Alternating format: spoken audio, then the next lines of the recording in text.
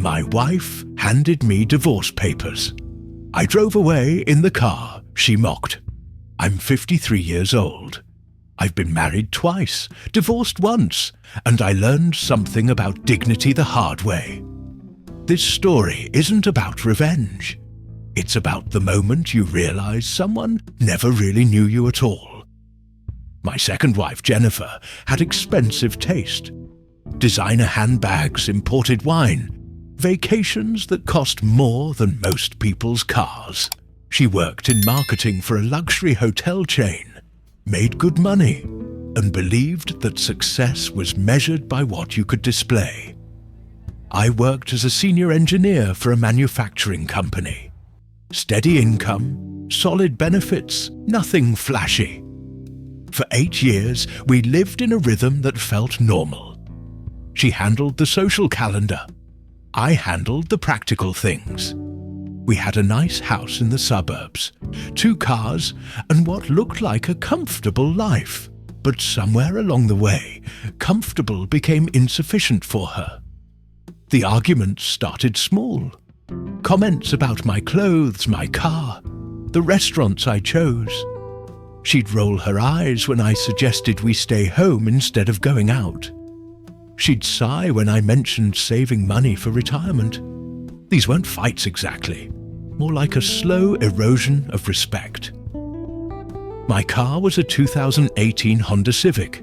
Silver, reliable, paid off. Nothing wrong with it, except it wasn't impressive.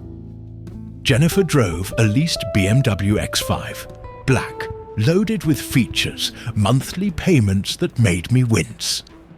She called my car the economy special when her friends were around, always with a laugh, like it was a harmless joke. The real trouble started when her company promoted her to regional director. Suddenly, she was traveling more, attending conferences, networking with people who owned vacation homes, and wore watches that cost more than my monthly salary. She came home from these trips different, restless, critical.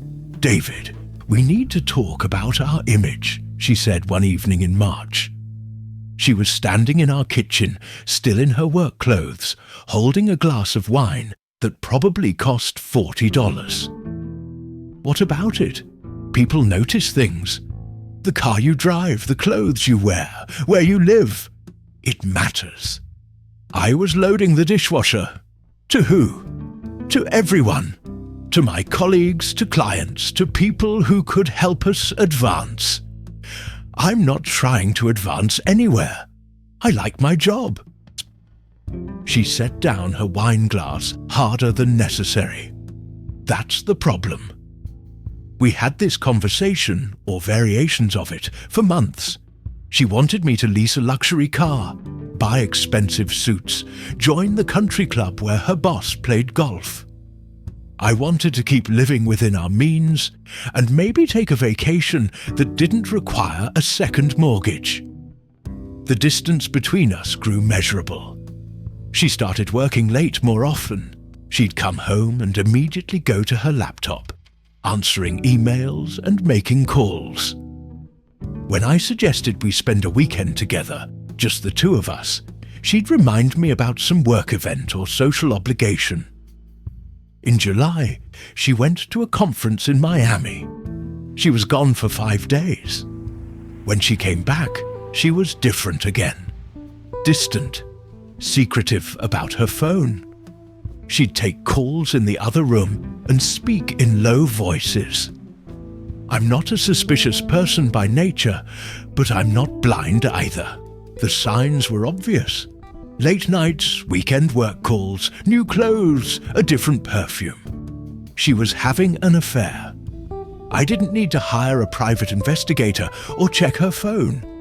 I could see it in how she looked at me, like I was an obstacle to something better.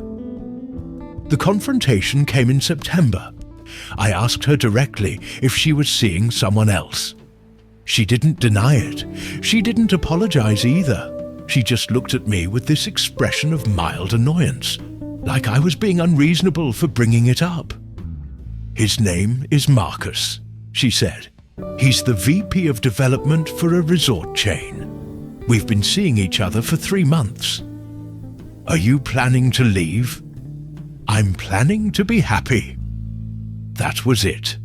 No tears, no drama, no attempt to work things out. Just a simple statement of fact. She was planning to be happy, and apparently that plan didn't include me. I moved into the guest bedroom that night. We lived like polite strangers for 2 weeks, while she consulted with a divorce attorney. She was efficient about it, I'll give her that. No drawn-out emotional scenes, no attempts to hurt each other. Just paperwork and logistics. The divorce papers arrived on a Tuesday morning in October. I was drinking coffee in the kitchen when she handed them to me. She was already dressed for work, car keys in her hand. I think this is fair, she said, like she was discussing a business contract. You keep your retirement accounts, I keep mine. We split the house equity. No alimony since we both work. I looked through the papers. Everything was as she described. Clean, simple, equitable. There's just one thing, she said. I'd like to keep the BMW. You can have the Honda. I looked up at her. You mean the economy special? She had the grace to look slightly embarrassed. David, don't be petty. I'm not being petty. I'm just making sure I understand. You want to keep the car with the monthly payments, and you want me to take the car that's paid off. The BMW is more practical for my work. Right, your work with Marcus. She sighed. Can we just keep this civil? I signed the papers, all of them, including the part about the cars. Then I stood up, picked up my keys, and walked toward the garage. Where are you going? She asked. To work, in my economy special. I drove to the office that morning in my reliable, unimpressive Honda Civic. I sat at my desk and did my job. I ate lunch at my desk and answered emails. I stayed late to finish a project that didn't need to be finished that day. When I finally went home, Jennifer's BMW was gone. So were most of her clothes. She left a note on the kitchen counter. Staying at Marcus's place for a while, I'll get the rest of my things this weekend. I crumpled up the note and threw it away.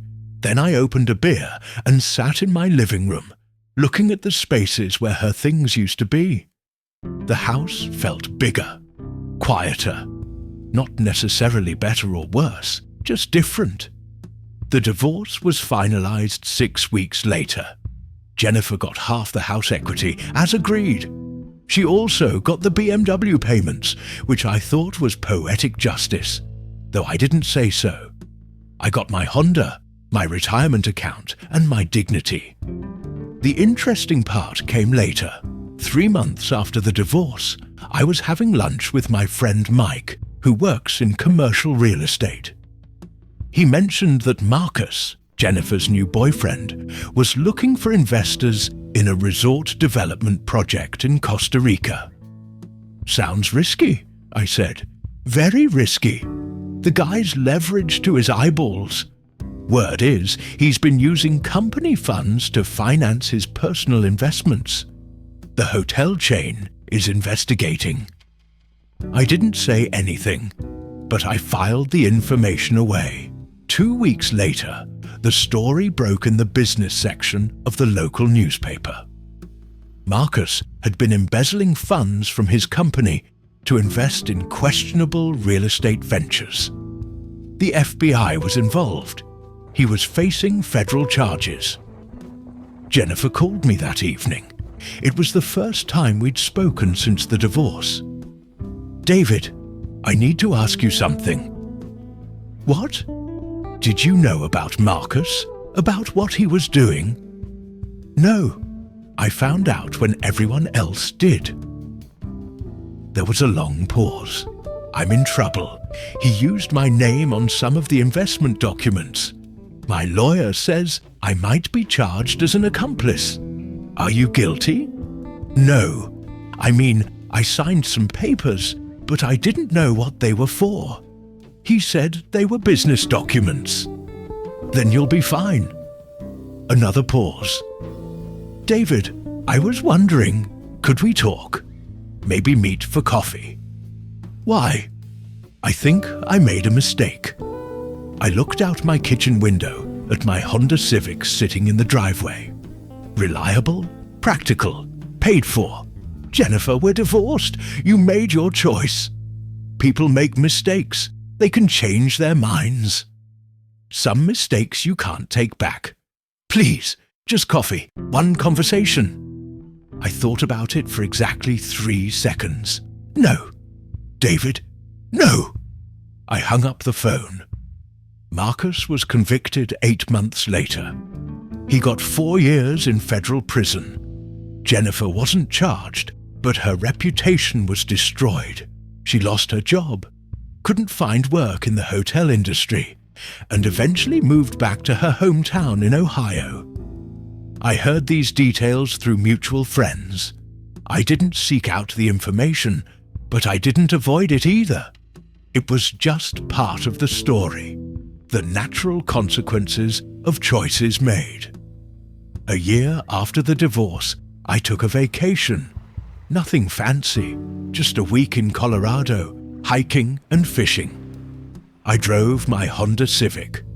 It handled the mountain roads just fine.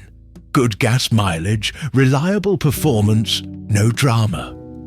On the drive back, somewhere in Kansas, I realized something. I was happy. Not because Jennifer was suffering, not because Marcus was in prison, but because I was free. Free from the constant pressure to be someone I wasn't. Free from the judgment and criticism.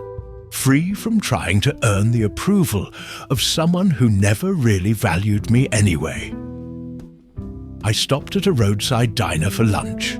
The waitress was friendly, the coffee was hot, and the pie was homemade. I left a good tip and got back in my car. The radio was playing classic rock, the weather was clear, and I had 400 miles of open road ahead of me. That's when I understood the difference between winning and being right. Winning requires defeating someone else. Being right just requires being yourself. I'm 54 now. I still drive the Honda Civic. It has 180,000 miles on it and runs like new.